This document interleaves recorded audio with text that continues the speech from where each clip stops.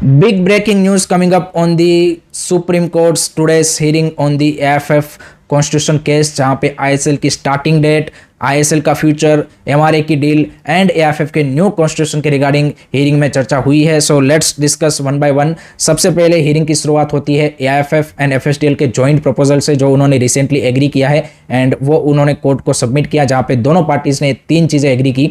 सबसे पहली, आईएसएल आपका दिसंबर से स्टार्ट होगा। दूसरा, सुपर कप आईएसएल से पहले होगा एंड सितंबर से स्टार्ट हो जाएगा, ताकि आपका football season up and running हो जाए।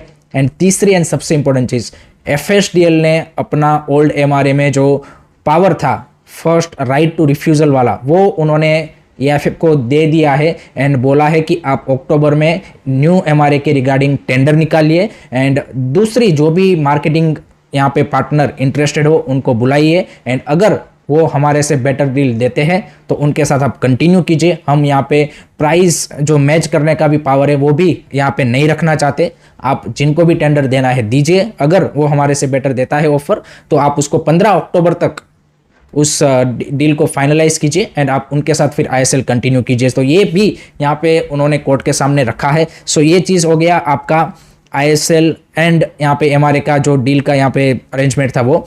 दूसरा एक जो चीज़ था वो था एआईएफएफ का न्यू कॉन्स्टिट्यूशन का मैटर, क्योंकि कल ही फीफा ने एंड एएफसी ने जो लेटर लिखा है उसमें 30 अक्टूबर की डेडलाइन दी है। एमिकस क्यूरी ने इस चीज़ को यहाँ पे कोर्ट के सामने रखा, बट कोर्ट ने इसको अपफ्रंट यू कैन से कि इग्नोर कर दिया। उन्होंने इसको थ्रेट या फिर 2022 में जिस तरह से जिस नज़र से देखा था, और इसीलिए मैं बार बार बोल रहा था कि भाई हमारे जजेस, उनको अगर कोई उनसे ऊपर, सुप्रीम कोर्ट के जजेस का ये सीन है कि भाई उनसे ऊपर अगर कोई उनको डेडलाइन या फिर पावर दिखाता है तो वो उनको इग्नोर करते हैं। और वही चीज़ हुई यहाँ पे। सभी पार्टीज ने भी, यहाँ पे किसी ने भी इसका इतना इंपॉर्टेंस नहीं दिखाया। उन्होंने बोला वैसे भी हम जजमेंट देने वाले हैं, जैसे ही यहाँ पे गवर्नमेंट ये जो न्यू स्पोर्ट बिल है उसके रूल्स एक बार डिसाइड करेंगे फिर हम यहाँ पे जजमेंट दे देंगे।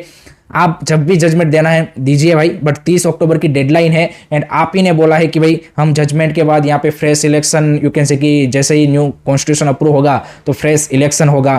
तो भाई आप ये 60 डेज की विंडो में कैसे करेंगे, ये पहले यहाँ पे बता दीजिए। कोई ने, किसी ने भी ये क्वेश्चन रेज नहीं किया और बिल्कुल ही वो फीफा लेटर को इन्होंने मतलब वो बोला कि भाई जैसे एरे गेरे ने, किसी नथु गेरे ने मतलब लेटर लिखा हो उस तरह से उन्होंने इग्नोर किया। सो this is a danger territory now कि भाई यहाँ पे मंडे 1 सितंबर को यहाँ पे नेक्स्ट हियरिंग अब होगी, जहाँ पे अगेन यहाँ पे आज की हियरिंग में ये लोग फुटबॉल कैलेंडर के रिगार्डिंग कुछ यहाँ पे जो लॉयर्स है वो कोशिश कर रहे थे कि भाई वो यहाँ पे फाइनलाइज हो जाए और बाकी लीग्स का भी पता चले कब स्टार्ट होगा। तो उसके बारे में अगेन ये लोग मंडे को डिस्कस करेंगे एंड न्यू स्पोर्ट के रिगार्डिंग भी यहाँ पे मंडे को बात सुनी जाएगी। बट 1 सितंबर को भी अभी एआईएफएफ का न्यू कॉन्स्टिट्यूशन फाइनलाइज नहीं होगा, ये बात यहाँ पे ऑलमोस्ट यू कैन से कि शोर दिख रही है। जिस तरह से सभी पार्टीज का यहाँ पे यू कैन से बिहेवियर दिख रहा है। राहुल मेहरा जो इसके पिटिशनर है, उन्होंने बीच में कोर्ट को ये भी बोला जब ये कॉन्स्टिट्यूशन का बातचीत चल रहा था कि भाई न्यू स्पोर्ट बिल के साथ अलाइन करना है, तो उन्होंने ये बात रखी कि भाई न्यू स्पोर्ट बिल भी कॉन्स्टिट्यूशनली चैलेंज हो सकता है। तो कोर्ट ने बोला भाई आप वो सारी चीज़ें सही है, बट उसको उतना उन्होंने भाव नहीं दिया, नहीं तो अदरवाइज और ज़्यादा मैटर डिले होता। एंड सरप्राइजिंगली प्रशांत भूषण जो इसमें पूरे मैटर में है नहीं, वो भी एज अ लॉयर यहाँ पे इस मैटर में उन्होंने कोर्ट के सामने ये चीज़ रखी कि भाई ये जो एमआरए डील का नेगोशिएशन है ये एआईएफएफ की new elected body after the new constitution जो आए उनके पास ही ये पावर होना चाहिए, क्योंकि ये आपने इंटरिम बॉडी 3 महीने के लिए यहाँ पे चुनी थी जो कि अभी 3 साल से चल रही है। बट कोर्ट ने भी उसको यहाँ पे यू कैन से कि वो नहीं किया एंड एआईएफएफ का जो लॉयर था वो इस बात पे यहाँ पे ज़्यादा गुस्से भी हो गया। इसमें पूरे यहाँ पे मैटर में जो दिखा एआईएफएफ का लॉयर, आई थिंक उतना ज़्यादा मेरे को तो पावरफुल नहीं दिखा जिस तरह की उसकी आर्ग्यूमेंट दिख रही थी। एंड एमिकस क्यूरी एंड जजिस ने यहाँ पे फीफा के लेटर को बिल्कुल तवज्जो नहीं दी है। So that shows their knowledge about the football governance and law of the land is below international sport law. ये बात वो अभी तक यहाँ पे आफ्टर 2022 इंसिडेंट भी समझ नहीं पाए हैं। तो ये पूरा